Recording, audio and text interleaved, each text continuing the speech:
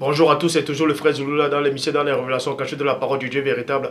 Je rends grâce à Dieu, le créateur du ciel, de la terre, de toute chose, de toute forme de vie, de ses clés grands, glorieux et redoutables. Comme je dis constamment dans mes vidéos, je remercie ce Dieu parce qu'il est bon, parce qu'il est fidèle. Oui, Dieu est fidèle, ne vous découragez pas. Pour tous ceux qui se découragent, pour tous ceux qui pensent peut-être, en tout cas, que Dieu ne les écoute plus, Dieu, il est là, il écoute. Et aujourd'hui, bon, plus tard, je parlerai plus de Dieu, c'est-à-dire Dieu le Père, les mystères de Dieu le Père.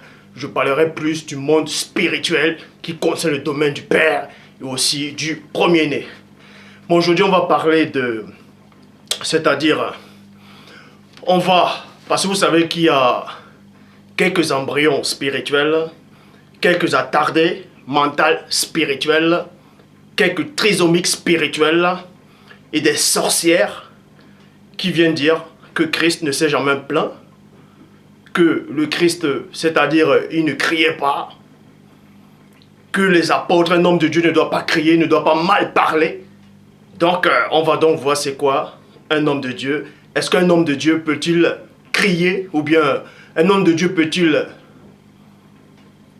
se moquer des autres? Parce que plein de gens pensent peut-être qu'un homme de Dieu ne doit pas se moquer, il ne doit pas se plaindre, ainsi de suite. Donc nous allons donc voir. Donc, parce qu'il a dit dans Jean 3,11, nous disons ce que nous savons et l'on rend témoignage de ce qu'on a vu. Vous voyez aussi qu'il y a des attardés mentales, comme je dis spirituels, qui n'ont aucune connaissance, qui disent qu'ils ont soi-disant corrigé mes enseignements. J'aimerais bien voir ça. Je dis bien, aucun homme dans l'univers, dans cette dimension physique, ou même dans le ciel là, c'est-à-dire en parlant des esprits, aucune forme de vie ne peut me contredire, ne peut me corriger. Seul le Père est habilité, a le pouvoir, a le droit de me dire que je suis dans l'erreur. Et je vais vous donner un petit aperçu, comme j'ai lancé le défi à tous les sorciers, les marabouts, les charlatans, tous ceux qui pratiquent le vaudou, tous ceux qui sont, soi-disant, dans le monde occulte, tous ceux qui pensent être inspirés de Dieu, ou tous ceux qui croient être forts spirituellement. Venez m'affronter, je vous attends, venez quand vous voulez, même dans mon sommeil. Je prends un tout petit exemple. Un petit exemple. Même si, je dis bien, même si je prends 2 femmes prostituées et je me mets à coucher avec elles, pendant l'acte, vous pouvez venir. Pendant l'acte. Je dis bien, même si je commets un péché, que je suis noyé dans le péché, même là, vous ne pourrez pas avoir le dessus sur moi, spirituellement. Je vous mangerai toujours. Même le démon ne pourra pas avoir le pouvoir sur moi, même si je suis en train de commettre un péché. Est-ce que vous savez cela? Donc, je vous attends. Vous qui ouvrez vos bouches par manque d'ignorance, des attardés mentales spirituels, des trisomiques spirituels. Le défi a été lancé. Venez m'affronter, ignorant que vous êtes. Après cette vidéo, si je ferai une autre vidéo, je vais démontrer une bonne fois pour toutes votre manque d'ignorance et de compétence, pour vous démontrer une bonne fois pour toutes que Christ n'est pas Dieu.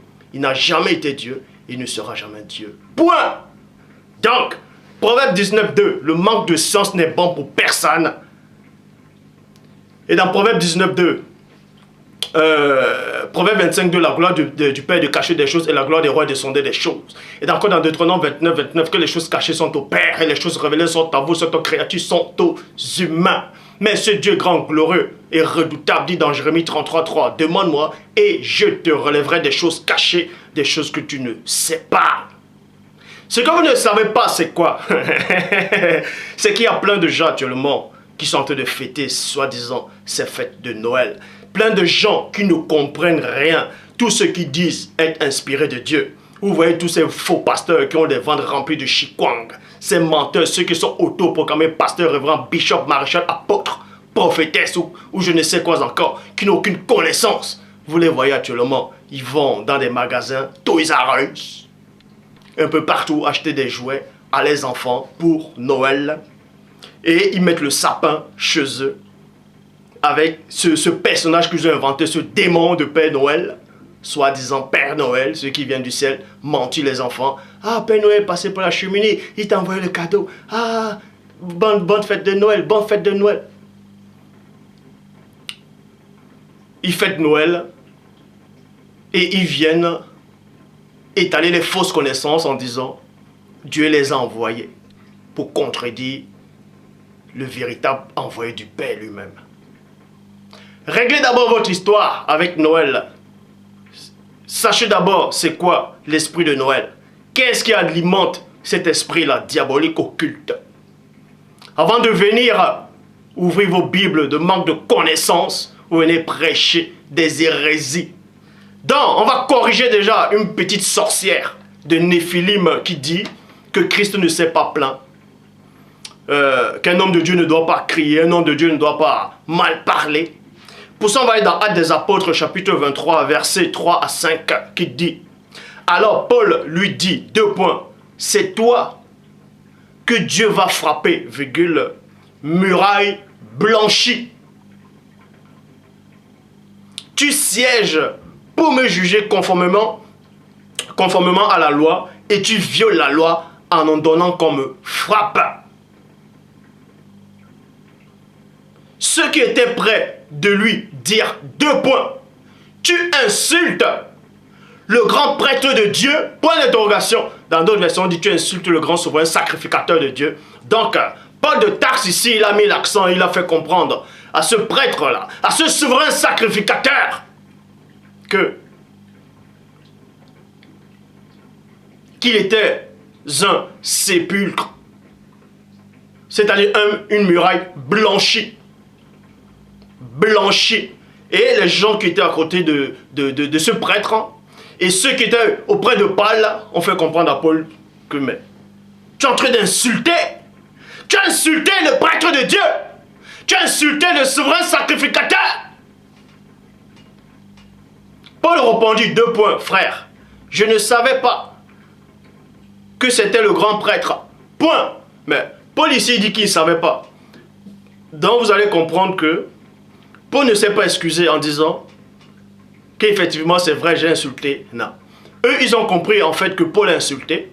De même que des attardés mentaux spirituels actuellement, qui ne comprennent pas le message, plutôt, disent que celui que le Père a envoyé insulte, manque de respect, il parle mal, il a un mauvais vocabulaire. Mais c'est la même chose qu'ils ont reproché à Paul de Tarse ici, qui était rempli du Saint-Esprit que les apôtres authentiques ont reçu dans Jean 20, 22. Et Paul il dit, le Paul dont vous connaissez dit souvent, soyez mes imitateurs comme je le suis en Christ. Et Paul dit ici là, muraille blanchie. Ils ont fait comprendre à Paul que tu as insulté. Paul répondit, frère, je ne savais pas que c'était le grand prêtre de Dieu. Bon, pourquoi le Saint-Esprit n'a pas révélé à Paul que, en fait, que cet homme-là, c'était le grand prêtre de Dieu? Et effectivement, Paul savait que c'était un grand prêtre de Dieu pour les hommes, mais devant Dieu, cet homme-là n'était pas un prêtre de Dieu. C'est pour ça que Paul a dit, je ne savais pas qu'il était un prêtre de Dieu, un grand prêtre de Dieu. En fait, Paul se moquait même encore d'eux quand il a donné cette réponse-là. En effet, il est écrit, tu ne parleras pas mal du chef de ton peuple. Donc, Matthieu chapitre 23, verset 27 dit, malheur à vous, scribes et pharisiens hypocrites, parce que vous ressemblez à des sépulcres blanchis. Le Christ a dit aussi sépulcre blanchi. Et Paul lui avait dit muraille blanchie. Et Christ dit sépulcre blanchi. Qui paraissent beaux, pas dehors, mais qui au-dedans sont pleins d'ossements de mort et de toutes sortes de pourriture. Vous voyez? Donc, Christ aussi a insulté alors? Puisqu'on a dit que Paul a insulté, pour eux, ils ont considéré que c'était une injure. Même quand on dit mongo spirituel, trisomique spirituel, attardé mental spirituel, considérez que c'est une injure. Donc, Christ aussi a insulté. Or, 1 Pierre 2, 22 à 23 dit, il n'a pas commis de péché, aucun péché, et on n'a pas trouvé de ruse dans sa bouche. On l'insultait, et il n'a pas insulté. Donc, 1 Pierre 2, 22 à 23 vous dit ici que Christ n'a jamais insulté. Christ n'a pas insulté. Or, Pour les pharisiens, Christ les a insultés. Pour Paul aussi, pour les autres soi-disant prêtres de Dieu, Paul les a insultés. Donc, ce que vous considérez comme une injure n'est pas une injure devant Dieu. C'est parce que vous êtes ignorant. Et sépulcre blanchi, c'est quoi? Ça veut dire mort spirituelle. C'est une métaphore en fait. Sépulcre, une sépulcre, c'est quoi? C'est un tombeau. Vous voyez? Muraille blanchie. En fait, ce sont des morts spirituelles. Ce sont des morts, des cadavres spirituels. Et vous tous là, qui ne connaissez rien, tous là, c'est-à-dire qui viennent accepter ce faux Christ blanc aux yeux bleus, vous êtes des cadavres spirituels, vous êtes des sépulcres blanchis, des murailles blanchies. Je vous dis, vous êtes des sépulcres blanchis. Allez vous plaindre à qui vous voulez, allez vous plaindre à Dieu, Dieu ne vous écoutera pas. Car le Dieu que vous adorez là, c'est un faux Dieu. Vous fêtez vos soi-disant fêtes de Noël, vous voyez des sorcières, viennent faire des vidéos avec un sapin derrière, soi-disant avec ce bonhomme habillé en rouge et en blanc. Et disent que Dieu les a inspirés. Et pourtant, elles ont une grande porte d'entrée à la maison en fêtant Noël. La fête des démons, des Mithras, ou Mithra, ainsi de suite. Dionysos. Père, comment est-ce que ça fait d'être ignorant à ce point? Je vous pose la question en fait. Comment ça fait d'être ignorant à ce point? Comment ça fait? Vous vous sentez comment en fait dans vos cerveaux? Mais quand vous dormez, vous pensez à quoi en fait? Comment vous pouvez être ignorant à ce point? J'ai dit encore, je lance le défi à quiconque pense être fort spirituellement, à tous ceux qui pensent que je suis dans l'erreur, que je suis en train de séduire, soi-disant le peuple de Dieu. Venez quand vous voulez. Venez quand vous voulez. Venez quand vous voulez. Christ aussi a dit la même chose. Qui de vous peut me convaincre de pécher? Ça veut dire, venez donc me faire pécher. Donc, on va poursuivre dans Psaume 22, verset 2. Pour cette sorcière qui dit en fait que Christ ne s'est pas plaint. Que moi je me plains, mais Christ ne s'est pas plaint. Bon, j'invite à cette sorcière-là de lire la Bible. Donc avant d'ouvrir sa bouche déjà, venir prêcher sans voile déjà. Parce qu'une femme ne doit même pas prêcher, donc elle reste tranquille. Néphilim, tu ferais mieux de fermer ta bouche de manque de connaissances, cadavre spirituel. Psaume 22, verset 2 dit ceci. Mon Dieu, pourquoi m'as-tu abandonné? Virgule. Ça, c'est le Christ qui le dit. Et t'éloignes-tu sans me secourir, sans écouter mes plaintes? Point d'interrogation. Donc, toi, cette sorcière, si tu ne sais pas ce qui veut dire plainte, tu tapes tu regardes le dictionnaire, ou bien tu vas sur Wikipédia, tu tapes plainte, ou bien sur Yahoo, Google. La définition de se plaindre, c'est quoi?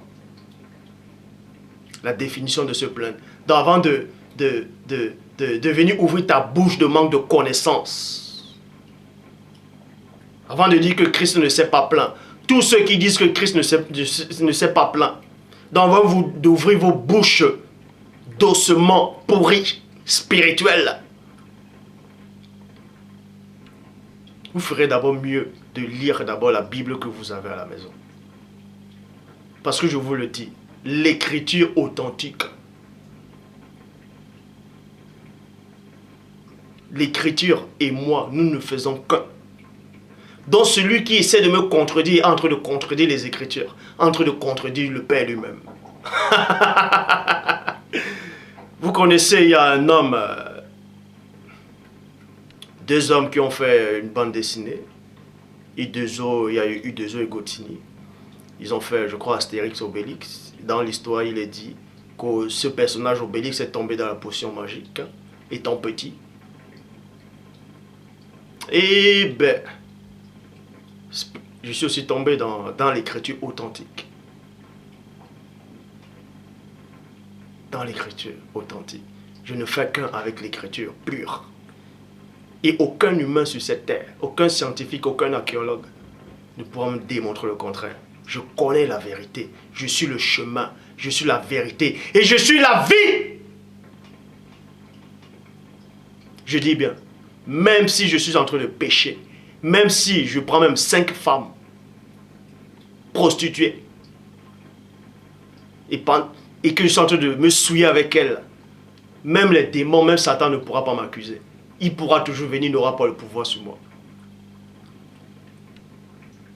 Même si vous venez spirituellement, des milliers, des pas milliers, vous n'aurez pas le pouvoir sur moi. Même quand même je suis en train de pécher. Je vous battrai toujours.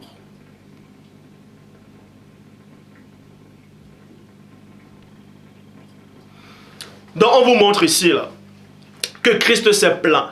Christ s'est plaint. Il a pleuré, il a crié, il a ressenti la douleur, il a ressenti la peur, il s'est plaint. Il accusait même les autres. À chaque fois quand il parlait, quand il annonçait une bonne nouvelle, il accusait les autres en même temps. Il disait ne faites pas comme ces pharisiens, ne soyez pas comme eux. Mais en même temps, il les donnait des révélations.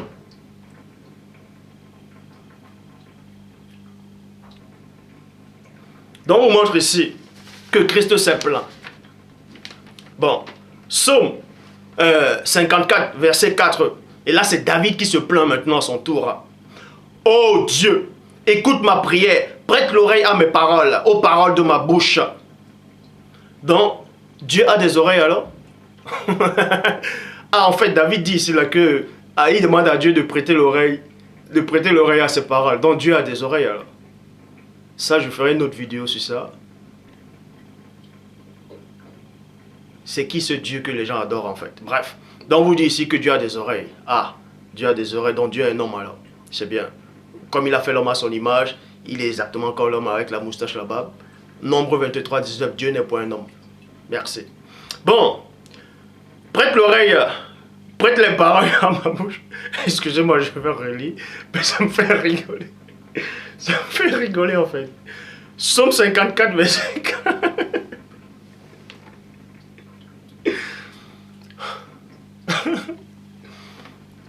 Ah. Psaume 54, verset 4 dit: ô Dieu, écoute ma prière, prête l'oreille aux paroles de ma bouche, prête l'oreille aux paroles de ma bouche, car des étrangers se sont levés contre moi, virgule. Des hommes violents en veulent à ma vie. Là, David, il s'est plaint. David se plaignait tout le temps. Alors, mais puisqu'on vous dit aussi que Dieu avait trouvé un homme selon son cœur, que c'était David un homme selon son cœur, alors, il se plaignait tout le temps, non? Ah, David disait même, efface les noms dans ton livre de vie, fais en sorte qu'ils ne soient pas sauvés. David se plaignait, il accusait même les autres. Christ dit de Moïse que c'est Moïse qui vous accuse devant Dieu. Vous ne pigez pas en fait ce que ça veut dire?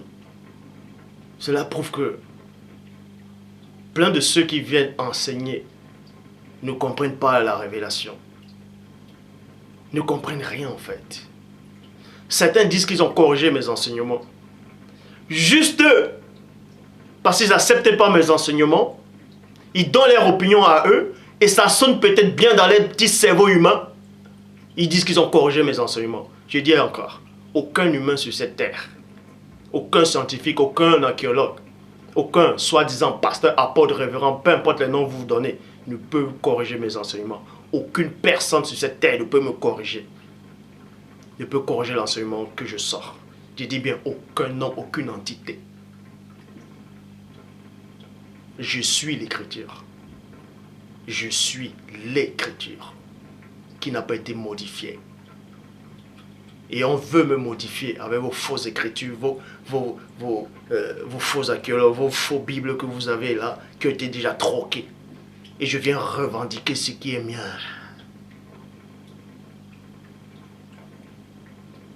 Que celui qui se glorifie dans le Père.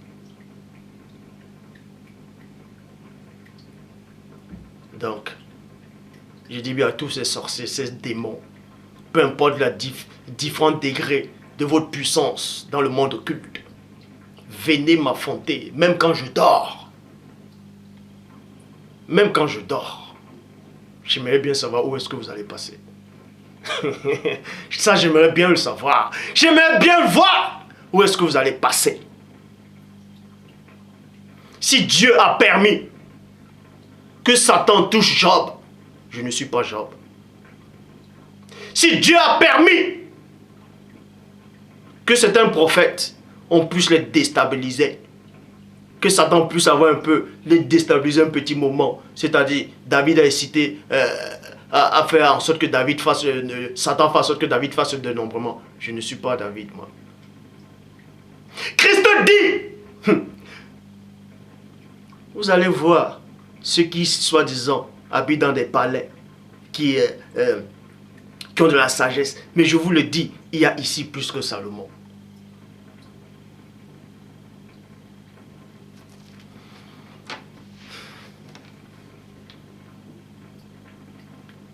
Puisque Christ dit, tout ce que vous demanderez à mon nom, cela vous sera accordé. Demandez donc qu'il me frappe là. Et ça, j'aimerais bien voir. Ça, j'aimerais bien le voir. Heureusement pour vous, je ne suis pas comme David en fait. Si j'avais le même état d'esprit que David, ou même état d'esprit qu'Élie le Tishbite, l'un des prophètes que j'admire, je vous aurais déjà frappé. Je vous aurais pointé le doigt. Et c'est vos propres démons qui se sont retournés contre vous. Et vous frappez. Physiquement, devant tout le monde. Mais j'ai les mêmes sentiments que Christ. Je ne suis pas venu accuser. Je suis venu ramener au Père. C'est une grâce pour vous.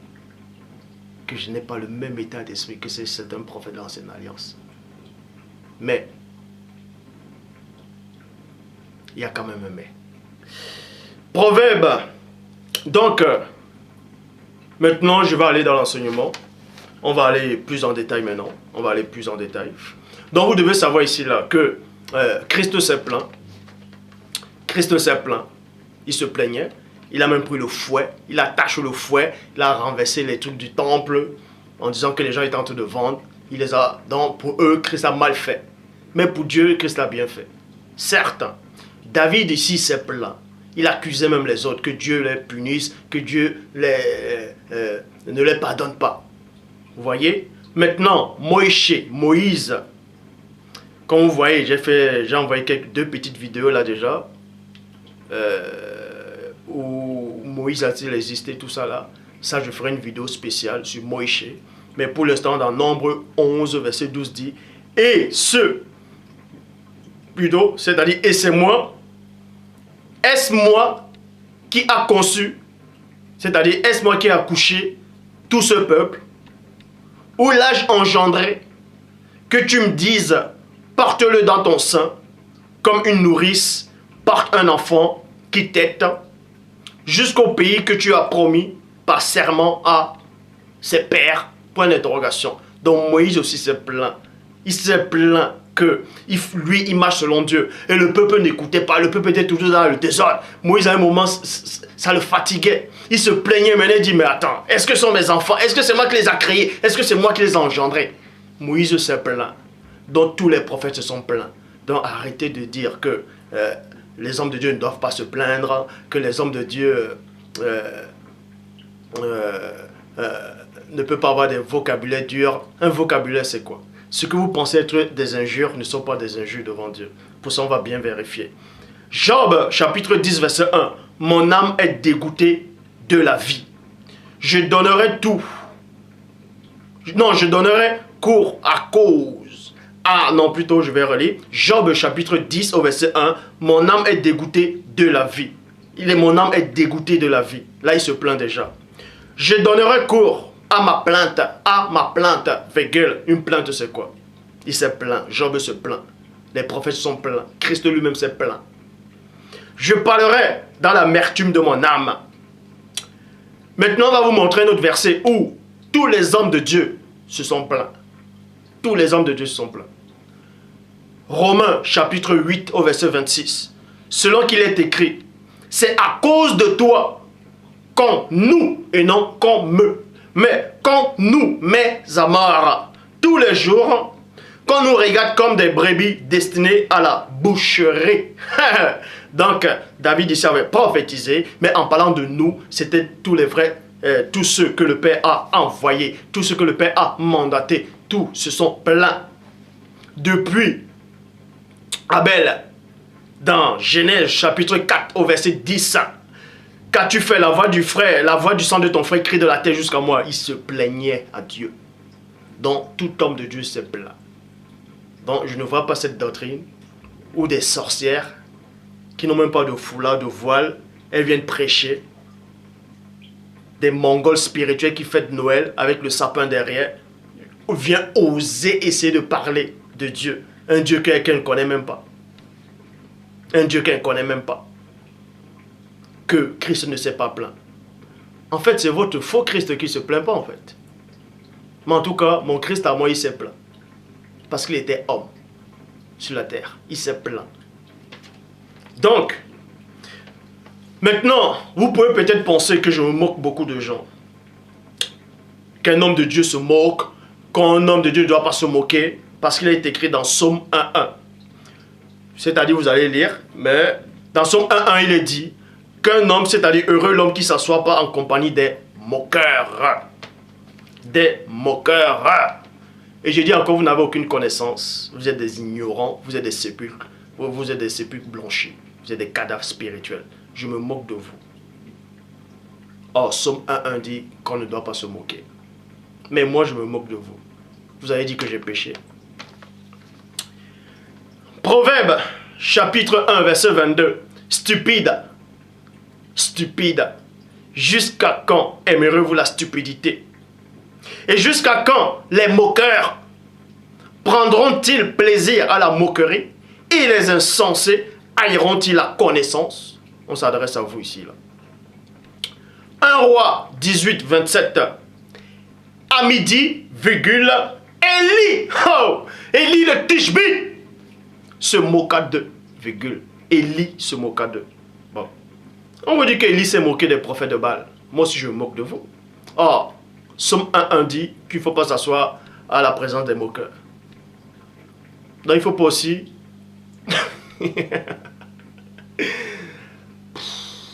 Et certains disent en fait que je crie, je parle fort.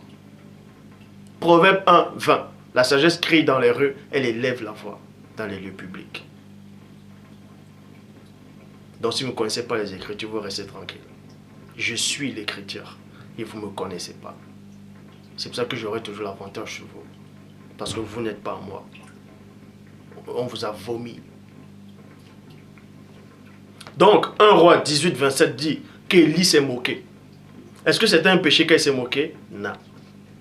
Proverbe 3, 34 dit quoi? Il, en parlant de Dieu lui-même, il se moque des moqueurs.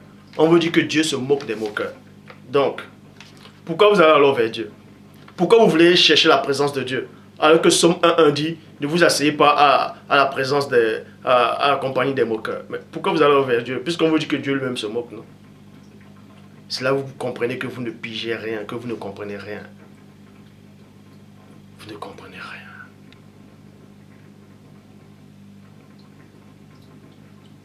Vous êtes là devant vos sapins, en train de fêter ce soi-disant Noël.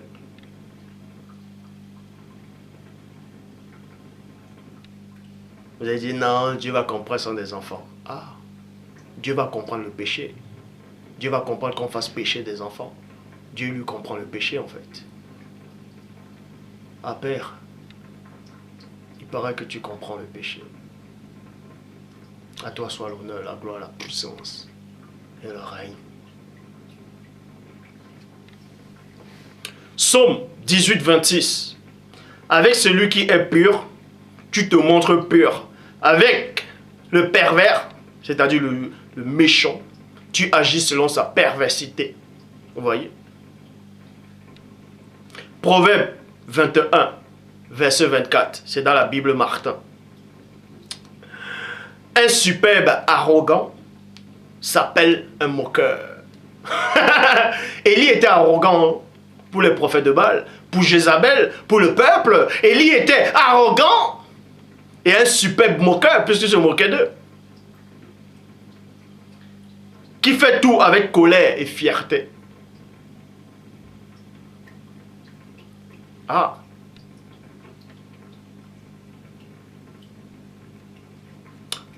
Maintenant, on va aller dans Jean, chapitre 6, verset 60, qui dit, après l'avoir entendu beaucoup de ses disciples dire, cette parole est dure, qui peut l'écouter? Bible du semeur, ce langage est bien difficile à accepter.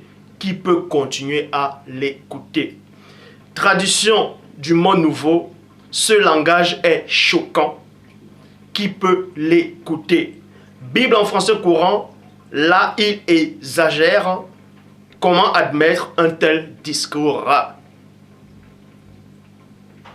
Ce qu'on a dit au maître, parce que je dis Christ, le vrai Christ c'est le maître. Et je suis fier de l'appeler le maître. Et je suis fier de dire que je ne suis pas son égal. Il est plus puissant que moi en tout. Et je suis fier de le dire. Ce qu'ils ont fait au premier-né, aux frères aînés, aux maîtres, ils le feront aussi à tous ceux qui viendront du Père. Vous trouvez mes propos durs? On l'a dit au Christ. Vous trouvez mes propos choquants? On l'a dit exactement ça à Christ.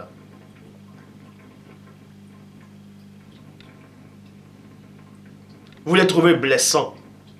On le dit à Christ. Vous dites peut-être que dans les propos, on manque de tact. On a dit la même chose à Christ. Vous trouvez peut-être que je me plains? Christ se plaint. Donc celui qui m'accuse, accuse le vrai Christ aussi. La prochaine vidéo, je vais vous démontrer une bonne fois pour toutes que je suis l'écriture, en vous démontrant que Christ n'est pas Dieu. Il n'a jamais été Dieu, il ne sera jamais Dieu. Et c'est sorti dans sa... Et je vous le dis, c'est sorti de sa bouche. C'est sorti de sa bouche. Et même dans les Écritures, Christ n'est pas Dieu. Donc quand il dit, celui qui m'a vu a vu le Père, vous avez mal compris. Et d'autres ignorants, mentaux, spirituels, qui n'ont aucune connaissance, prennent l'exemple en disant que Christ a deux identités en tant que père et fils. Et ils prennent des exemples que même un enfant de la... c'est pas du... que même un enfant qui ne va pas à l'école ne prendra même pas d'exemple. En voulant expliquer ces hérésies. Vous voyez, ces gens disent que Christ est comme Superman. C'est-à-dire, Dieu représente Superman et Clark Kent représente le Christ. Donc, c'est une seule même personne qui a deux identités. Mais j'aimerais dire à ces ignorants qui donnent ces genres d'arguments que vous êtes tellement ignorants que vous ne comprenez même pas que vous venez de vous étaler encore publiquement. Et tous ceux qui vous suivent aussi sont aussi des ignorants parce qu'eux-mêmes ne voient même pas cette ignominie qui sort de vos bouches. Ces gens qui disent que Christ est Dieu, disent que Dieu c'est Superman et Christ est Clark Kent. Mais la vraie histoire en fait dit que Clark Kent avait une femme qui se nommait Lois Lane. Or la Bible nulle part ne dit que Christ a eu des enfants, que Christ a eu une femme. Or l'histoire de Clark Kent, soi-disant vous prenez pour Christ, a eu des enfants. Et il était même un menteur. Clark Kent était un menteur. Puisqu'il disait qu'il n'était pas Superman. Il disait qu'il n'était pas Superman. Or, Christ n'a jamais menti. Et de deux, maintenant on va aller sur Superman, ce dont vous dites que c'est Dieu le Père, que c'est une métaphore. Superman était limité. Or, mon Dieu à moi n'est pas limité. Superman était faible. Mon Dieu à moi n'est pas faible. Superman, en fait, il avait peur de la kryptonite. Dieu n'a peur de rien. Superman ne pouvait pas voir à travers le métal. Dieu lui voit tout. Donc, cela prouve encore ton ignorance. Esprit d'insuffisance. Viens quand tu veux, je t'attends. Je vous attends tous. Venez par milliers. Vous allez apprendre que toute chose est relative. Donc, maintenant on va aller dans 1 Corinthiens, chapitre 2, versets 14 à 15, qui dit mais l'homme animal ne reçoit pas les choses de l'Esprit de Dieu, car elles sont une folie pour lui. Et il ne peut les connaître, parce que c'est spirituellement qu'on en juge. L'homme spirituel, au contraire, juge de tout. Et il est lui-même jugé par personne. Moi, je juge de tout. Et je suis jugé par personne. car je suis un homme spirituel. Ouais. Donc, cette vidéo aussi, c'était l'échantillon en fait, pour le message qui doit venir, pour démontrer que Christ n'est pas Dieu, n'a jamais été Dieu, il ne sera jamais Dieu. Et c'est là que vous allez voir la différence entre celui qui fusionne avec la parole et celui qui croit que Dieu l'a envoyé. Entre celui qui a assisté à toutes choses ou celui qui vient de naître sur cette terre. Entre celui qui a vu le commencement et la fin et celui qui essaie d'imaginer. Ceci, que Dieu vous garde. Que Dieu soit glorifié, qu'il soit magnifié, qu'il soit exalté. Et je parlerai aussi par rapport à la résurrection. Sur la résurrection. Oui, je parlerai de la résurrection. Parce que Paul dit, comment les morts viennent-ils, comment on ressuscite tout ça là. Comment est-ce qu'on ressuscite? Je parlerai de ça aussi. Parce que Christ a ressuscité. Il a dit à Thomas, mets ton doigt dans le trou. C'est-à-dire que quand Christ a ressuscité, il avait toujours des blessures sur lui. Non. Christ a fait en sorte que ça ressorte pour que Thomas puisse croire. Parce que même sur le chemin de Maïs, il n'avait pas ça. On ne l'avait pas reconnu. Bref, ça c'est une parenthèse. Que Dieu soit loué.